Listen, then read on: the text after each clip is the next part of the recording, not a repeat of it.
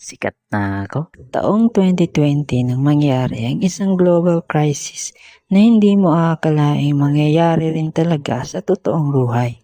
Ang pandemic. Nangyari ito noong nasa grade 10 pa lang ako. At nung tumungtong na ako sa grade 11, doon na rin nagsimula ang modular curriculum.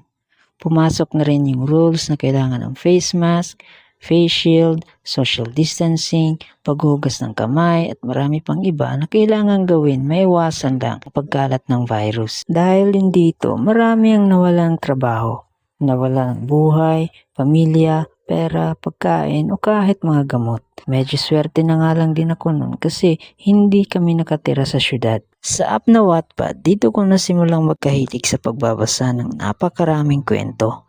May katatakutan, katatawanan, nakakaiyak, nakakainis at lalong-lalo na ang pinakapaborito ko sa lahat, ang fantasy genre. Nang dahil kasi sa mga anime, na-addict na rin ako magsulat ng sarili kong kwento. Dahil sa pandemic, ginamit ko ng Wattpad app para simulan ang pinakauna kong kwento na ginawa. Pero ang dali lang talagang sabihin kumpara sa proseso mismo ng pagsusulat. At dahil baguhan pa lang ako pagdating sa pagiging isang writer, expected na hindi talaga mabilis na nakikilala ang mga gawa ko.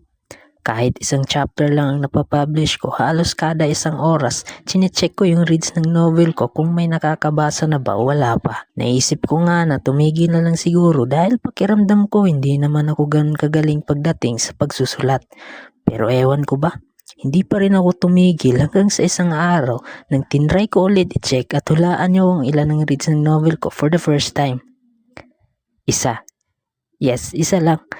At inabot pa yun ng ilang araw bago ulit nadagdagan ng paunti-unti hanggang sa umabot na ng 5 hanggang 6 na reads bawat chapter sa loob ng isang buwan. Maliit na achievement para sa iba, pero para sa akin nagsilbi yung lakas ng loob para magpatuloy pa ako. At lumipas ang ilang buwan, nakaakit na rin ako ng mga iilan-ilang followers. Bawat message nila sa chapter ko, inaabangan ko talaga. Aaminin kong hindi talaga ako talentado pagdating sa pagsusulat. Minsan nga nakakaingit din yung ibang writers na mabilis na nakakahakot ng reads at followers. Palagi ko talagang ikinukumpara ang sarili kong gawa sa mga nabasa ko na at sa kung gaano sila kasikat dahil dito. May nakikita nga akong author doon na halos kasabay ko lang nagsimula sa pagsusulat.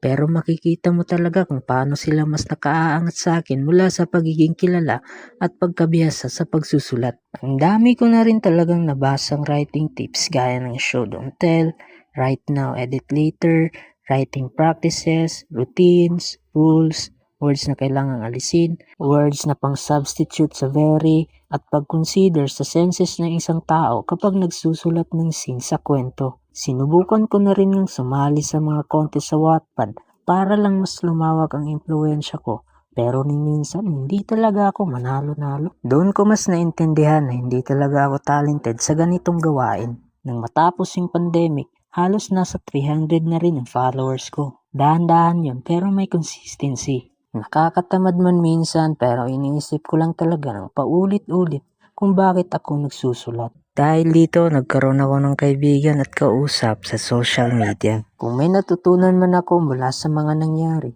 malamang isa na rin ang pagpapahalaga sa biyayang binigay ng Diyos para sa tao. Dahil hindi mo talaga malalaman kung kailan at saan kanya dapat kukunin. Mahirap mang gawin kaysa sabihin pero iwasan ang pagkukumpara ng sarili sa iba hanggat maaari. Dahil hindi naman kayo pareho ng daang tinatahak. Kung may mga bagay ka mang nais gawin, huwag mo nang hintayin maunahan ka pa ng takot, pagdududa at katamaran. Dahil ang tanging kalaban mo lang ay ang sarili mo. So, yun lang muna sa ngayon. Subscribe and follow for more videos. Salamat sa panonood.